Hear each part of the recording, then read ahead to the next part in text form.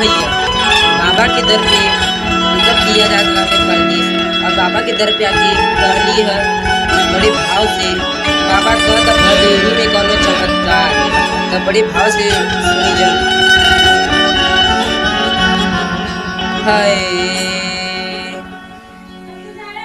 हे बाबा पिया परदेश जाता जिया घबरा हमार, कदी नहीं कोनो चमत्कार भदोही में,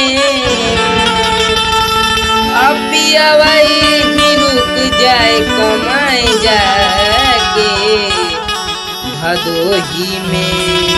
हाय देखी भैया कैसे कहली है प्रेम से, तो सुनी जनी।